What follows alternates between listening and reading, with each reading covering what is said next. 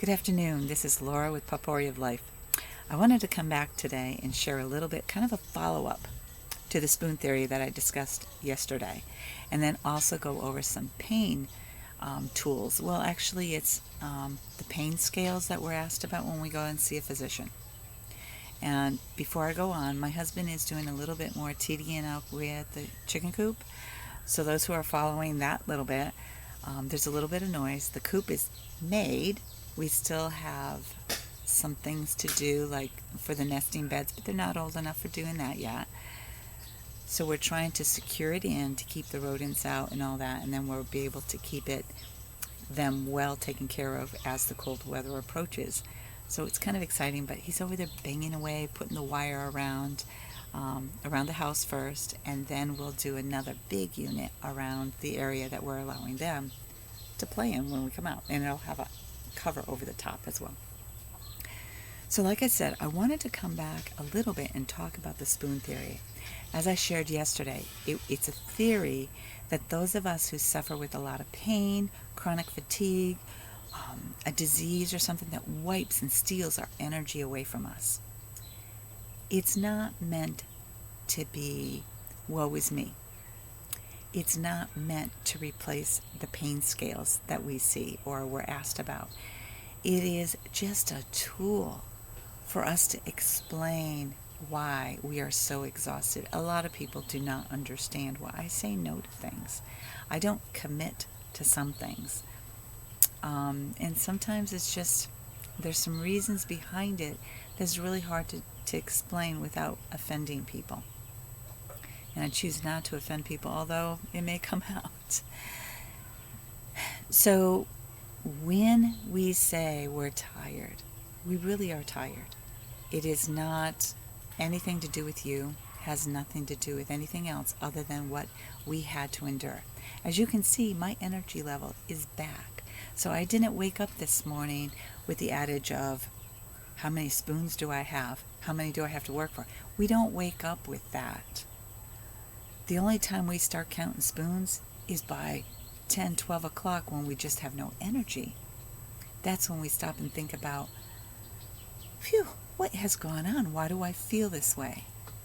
And then we realize that we've wiped out our source of energy, our stores of spoons, as we would like to put it. So today I woke up and I did okay. I got out of bed and I realized, I still got a smidgen of a headache. So I decided, okay, get in the shower, see if it'll resolve it, and it didn't. But I was still doing okay. I didn't have any pain issues to speak of. So even though I take my anti-inflammatory of turmeric and pepperine, you've seen the videos, I'll link it below, I still do that morning and night, because the inflammation can cause other issues too. So I try to keep that at bay and try to keep those supplements up to par. But in saying that, I still had a slight headache even after the shower. So instead of taking a migraine pharmaceutical, I didn't need that because it wasn't that severe and it wasn't causing nausea or anything. So I took an aspirin because I just wanted a little bit of charge. Now, yes, I could use herbs, but sometimes when you have this, you just don't want to think about that for the morning. Until I have everything all lined up and say, I didn't have it in me to do that. So I take the aspirin.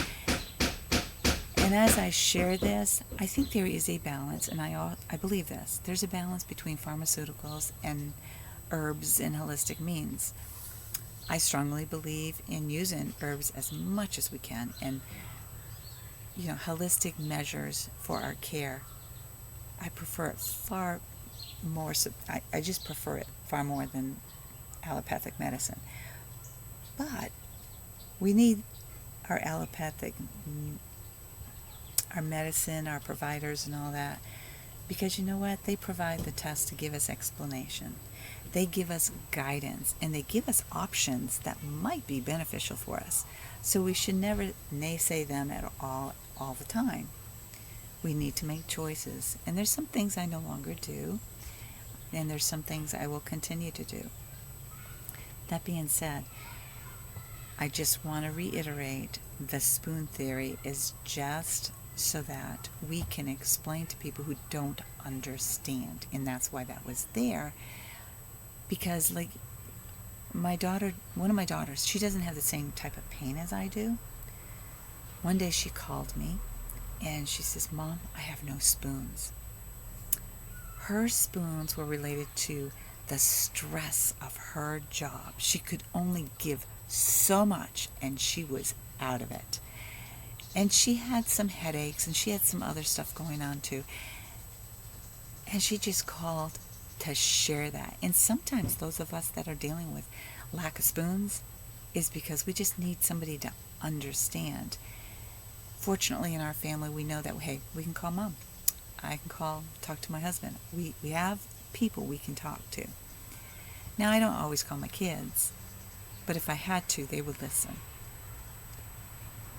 But I'm grateful that they call me because sometimes they can't explain it to coworkers or whomever. And that's what we need in this world. We need understanding from one another. So learn the spoon theory, look it up, research it, apply it to your life so that you can better understand you and be more clear when you do have to see a physician for pain management or stress management or whatever. But what I wanted to go over with you is when we do see a care provider, they always ask, what's your pain level?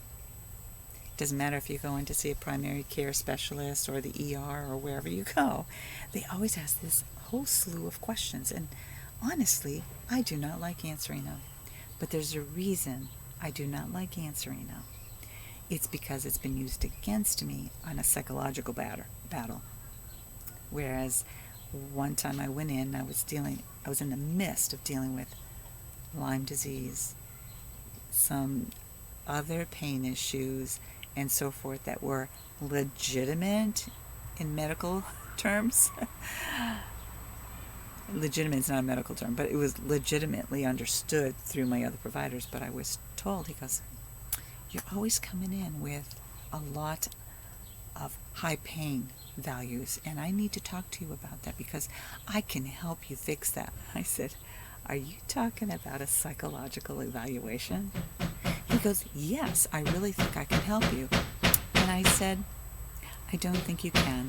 I am out of here." And I left.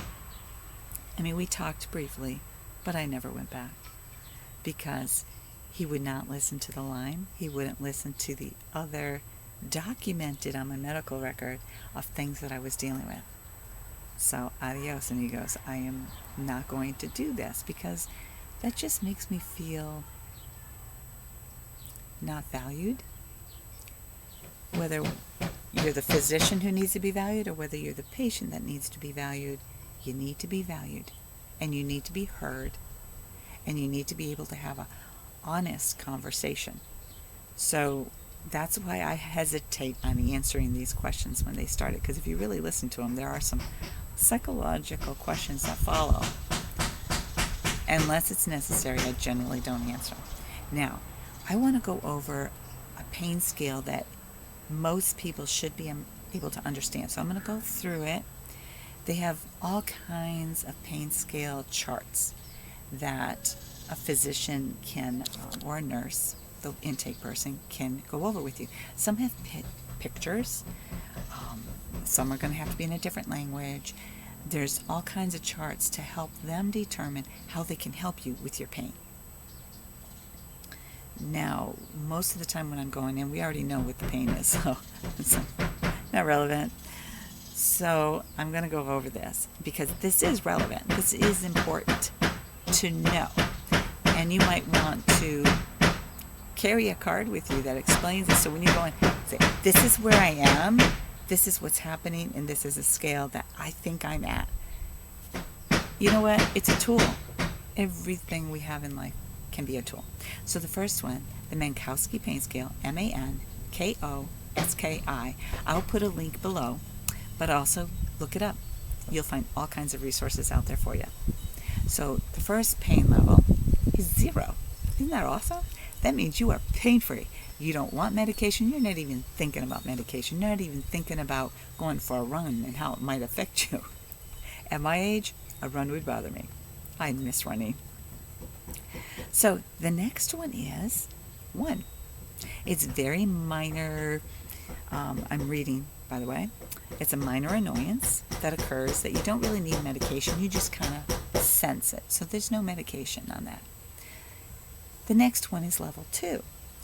It's still kind of minor, but you can feel the twitches of the pain and so forth. But you don't need medication. You can function without it. You just kind of like keep on going.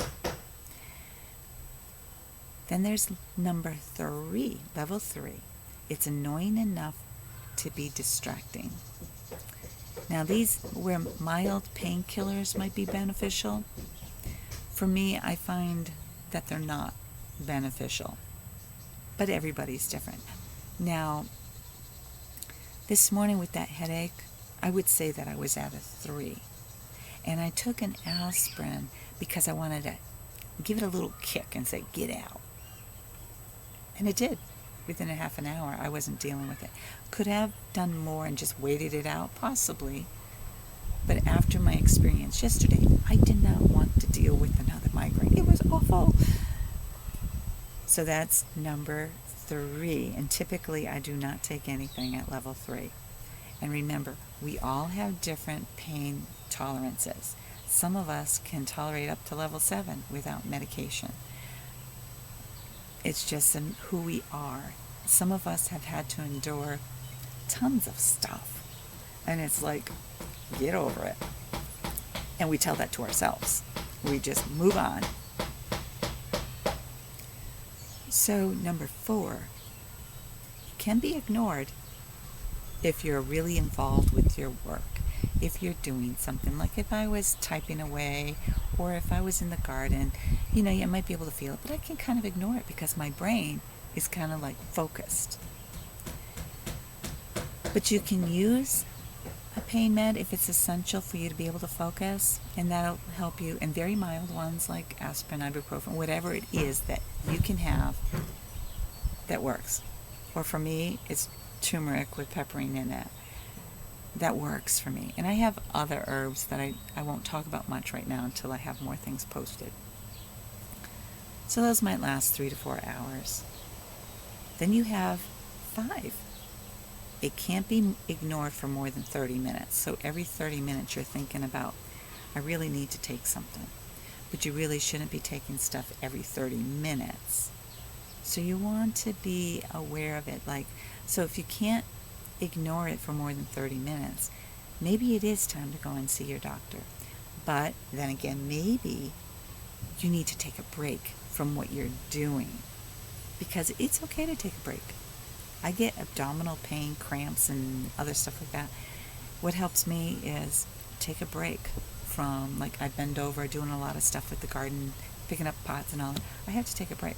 When I overdo it, I pay for it. And I overdo it all the time.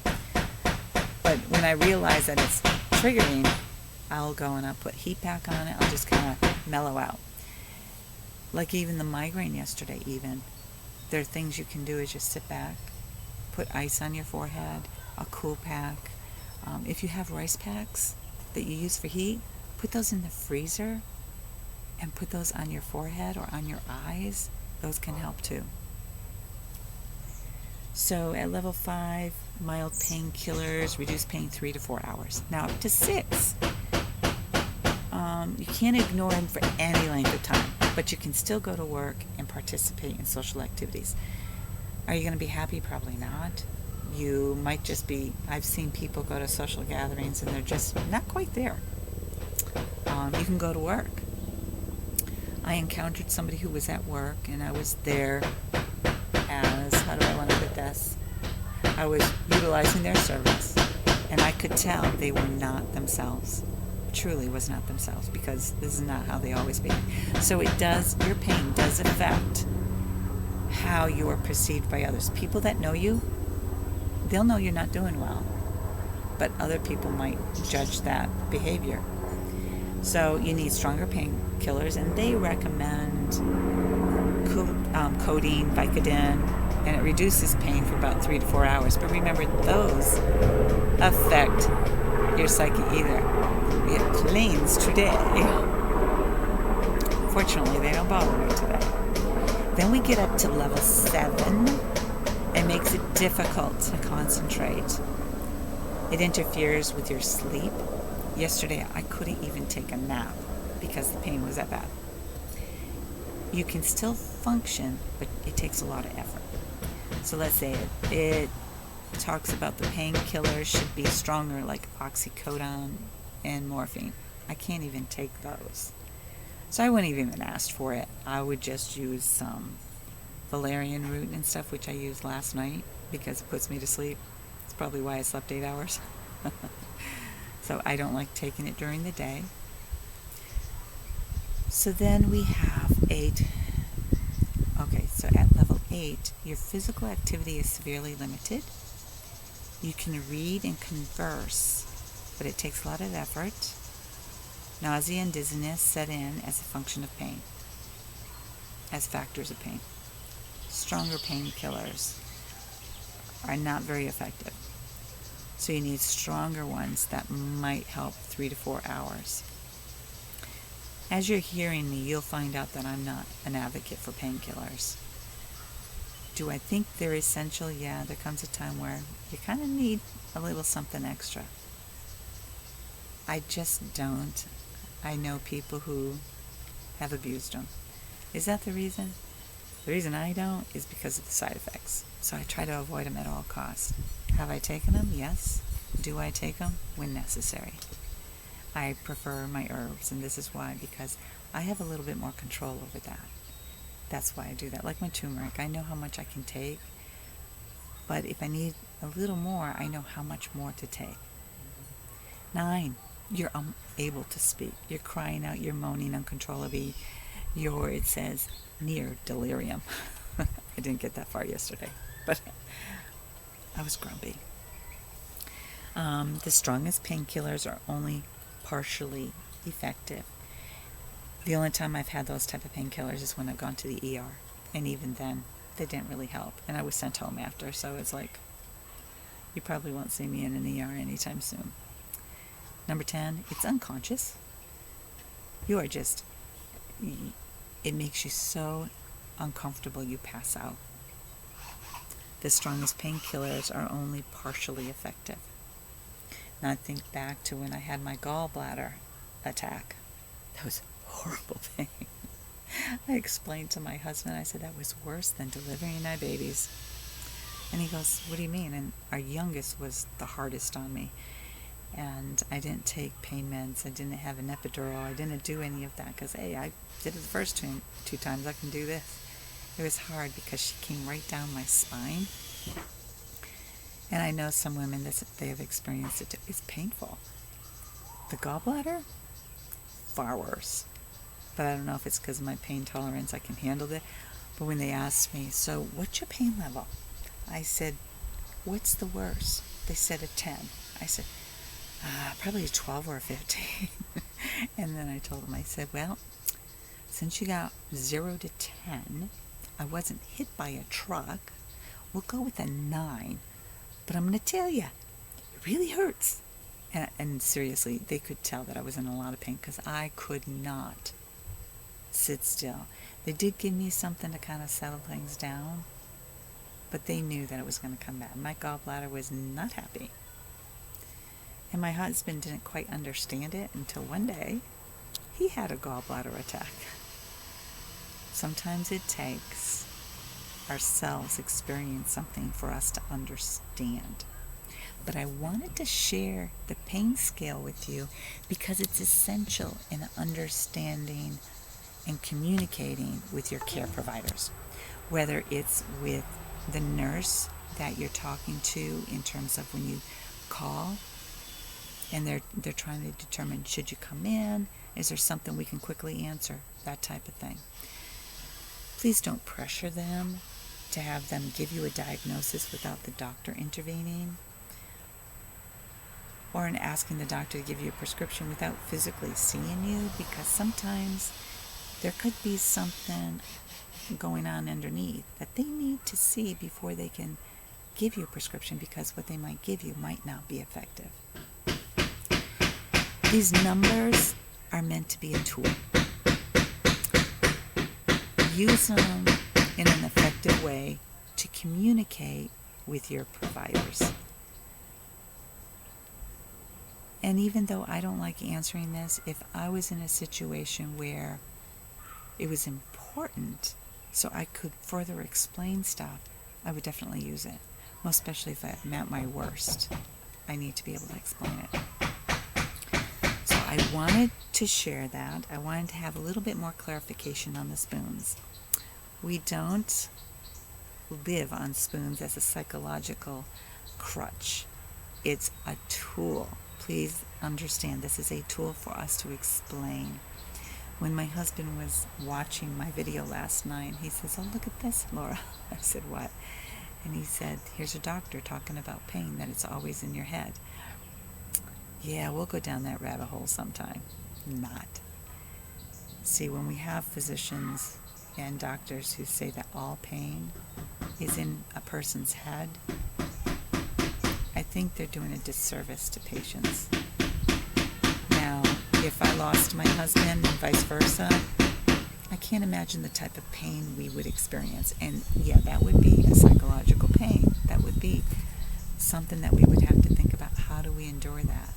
But breaking your arm, falling off the roof, Lyme disease, lupus, all these other, most especially the invisible diseases that I spoke of yesterday, yeah, I wouldn't want to have a debate with somebody who is so... Please forgive me if I insult you as a provider, if a provider is listening. But that's arrogance. Because you want the patient to communicate with you, and the patient wants you to communicate with them. And as a unit, we are a team trying to get a resolve. We're trying to do our part of trying to figure it out. And some patients don't do that. I happen to be somebody who tries to look things up. And no, it's not just Dr. Google. I start there, and then I dig further into some sites that I have learned are resourceful, and I learned them when I was taking some medical courses. Now, they're just resources. Oh, sorry about that. I didn't mean to knock the table. Please forgive me. But I think we need to work together so that we can come to some resolve. We don't have to go to the doctor for everything. There's some things we can do on our own. If you got a headache, do what you can for that headache, unless it's ongoing and doesn't, the reason I have a pharmaceutical migraine prescription is for when I get that one migraine, and I hadn't had one in a long time, that I don't have to go and spend $400 to $600 or more to see a doctor to get a bottle of pills to take care of this. That's why it's kind of good to have that. I do think some herbs can be beneficial, but some other things that can help us with headaches and pain is making time for you, making time for me, making sure that you're taking care of your well-being. And that means sometimes you have to listen to the music, sometimes you have to dance it out, and sometimes you have to sit back and meditate. Whatever works for you, do that.